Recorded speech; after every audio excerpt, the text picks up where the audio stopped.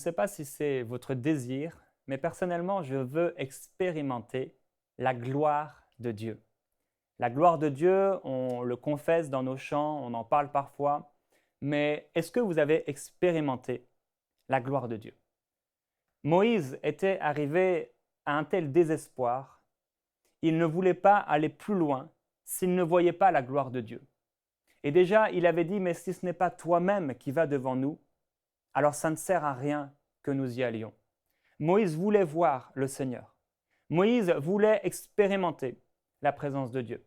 Moïse voulait être précédé par Dieu. Et Moïse voulait voir la gloire de Dieu. Vous savez, il y avait quelque chose de très spécial dans la vie de Moïse. C'est que Moïse était dans les mêmes circonstances que tout le peuple. Il y avait plus d'1 million de personnes qui étaient là dans le désert. Ils suivaient et ils voyaient la main de Dieu. Ils ont vu la mer s'ouvrir en deux. Ils ont vu l'écaille. Ils ont vu la manne. Ils ont vu la nuée de feu, la colonne de feu, et cette nuée qui était là aussi. Ils ont vu la puissance de Dieu en opération. Et pourtant, cela n'a pas amené une expectative, une soif et un désir de connaître la gloire de Dieu. En fait, pour eux, ils voyaient le surnaturel, ils voyaient Dieu pourvoir à leurs besoins, ils voyaient Dieu les diriger d'une certaine façon, et pour eux, c'était suffisant. Pour Moïse, c'était insuffisant. Moïse était insatisfait. Moïse voulait plus. Et c'est pourquoi Moïse allait sur la montagne, et Moïse passait du temps avec Dieu. C'est spécial et tellement particulier le cœur de l'homme. Parfois, lorsque j'y pense, je me suis dit, mais pourquoi dans une même église ou même dans une même famille, il peut y avoir 2 personnes qui ont vécu les mêmes choses, et l'une va profondément aimer le Seigneur, et l'autre va profondément mépriser le Seigneur. Le cœur de l'homme est un vrai mystère. Et dans une même église, dans un même peuple, dans une même ville, dans une même famille, il peut y avoir des gens qui aiment vraiment le Seigneur, et il peut y avoir des gens qui le méprisent complètement. Moïse faisait partie du peuple de Dieu. Il était là et il vivait les mêmes circonstances, le même pays, le même endroit, les mêmes circonstances, les mêmes faiblesses, les mêmes difficultés, la même chaleur, le même sable, le même désert. Et pourtant, Moïse n'a pas vécu la même vie. Le peuple de Dieu, lorsque Moïse allait dans la tente ou lorsqu'il voyait Dieu agir, ils avaient peur et chacun restait devant sa tente. Mais Moïse, lui, il montait à la montagne de l'Éternel et il a dit « Fais-moi voir ta gloire ». Mes amis, la vérité, c'est que tu peux vivre et aller au ciel. Et tu peux vivre dans cette vie pendant 10, 20 ans, 30 ans. Et tu peux voir Dieu te diriger d'une certaine façon. Tu peux voir Dieu pourvoir à tes besoins. Tu peux voir Dieu et même vivre certains miracles de provision. Voir la manne, voir la mer s'ouvrir en 2. Tu peux voir toutes ces choses-là. Mais à quoi bon ça sert de vivre si même nous voyons toutes ces choses-là, si ce n'est pas pour voir la gloire de Dieu? Et j'ai dit au Seigneur, si ce n'est pas pour voir ta gloire, je refuse de vivre. Et je me souviens que la première fois que j'ai fait cette prière, j'étais encore un bébé spirituel. Et je dis, Seigneur, je ne veux plus vivre. Je ne veux plus vivre. Et à ce moment-là, il s'est passé quelque chose de très spécial. C'est que j'ai commencé à sentir que je partais. Je commençais à mourir instantanément. Et là, j'ai eu peur. Pourquoi? Parce que j'étais comme la femme de Lot qui regardait en arrière. Je n'étais pas prêt. Je n'étais pas prêt pour ces choses-là.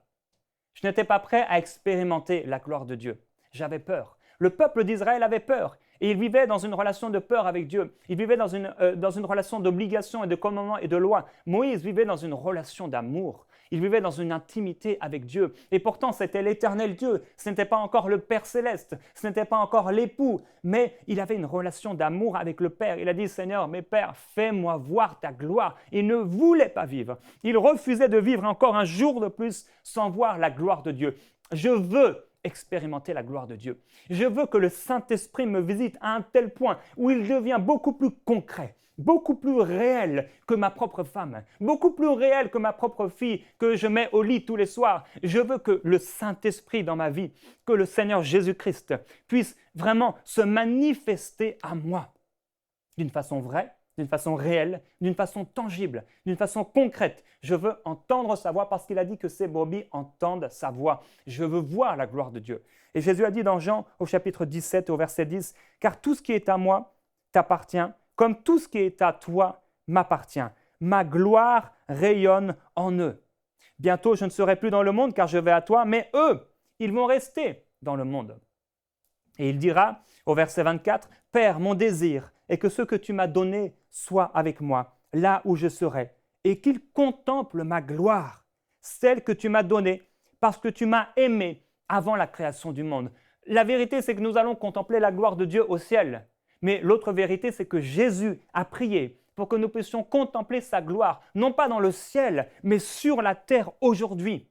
Dans notre réalité présente, nous pouvons expérimenter et vivre la gloire de Dieu. Et le Seigneur appelle son peuple dans une dimension de soif et d'expectative, dans une dimension de recherche de sa présence. Comme jamais auparavant, Dieu recherche une église et il dit, mais est-ce que lorsque je reviendrai, je trouverai la foi sur la terre? Est-ce que je retrouverai une passion? Est-ce que je retrouverai une église réveillée, une église passionnée? Ou est-ce que je retrouverai des gens qui sont complètement endormis, des gens qui sont pris dans le désert, en train de me réclamer un miracle, en train de me demander une direction, en train de me demander telle et telle chose, et en train de ne pas rechercher mon cœur. Le fils prodigue est revenu auprès de son père, mais qu'est-ce qu'il a dit? Il a commencé à regarder sa vie, la réalité de sa vie, et il a dit, mais combien de choses, combien de biens j'avais auprès de mon père. Vous savez, il est retourné auprès de son père, et souvent on voit le fils prodigue, mais dans cette histoire, la plus grande des choses, c'est qu'il y avait un père.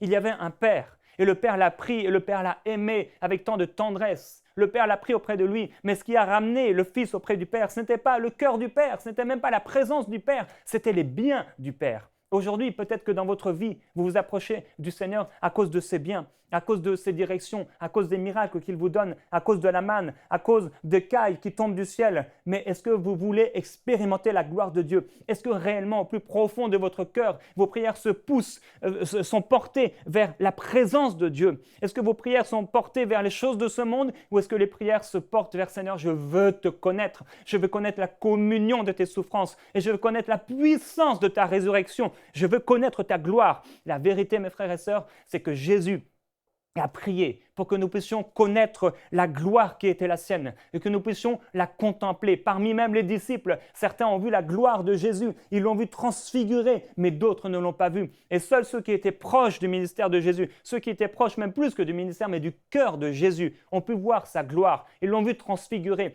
Et cette transfiguration a laissé une marque indélébile dans leur cœur qui les a amenés à une passion pour Dieu et à un ministère de puissance. Si nous pouvons seulement expérimenter la gloire de Dieu, Dieu a en réserve des choses extraordinaires pour vous et Dieu veut que vous puissiez expérimenter une gloire tout à fait nouvelle. Et je prie que ce message puisse mettre en vous beaucoup de sel dans votre bouche afin que vous puissiez dire au Seigneur, mais donne-moi de la vie, Seigneur, donne-moi de l'eau de la vie, donne-moi et que ces fleuves d'eau vive que tu as promis dans ta parole puissent couler de mon esprit. Père, fais-moi voir ta gloire. Et c'est ma prière pour vous. Pour aller plus en profondeur, vous pouvez lire et télécharger la version complète de cette pensée du jour sur le site enseigne-moi.com.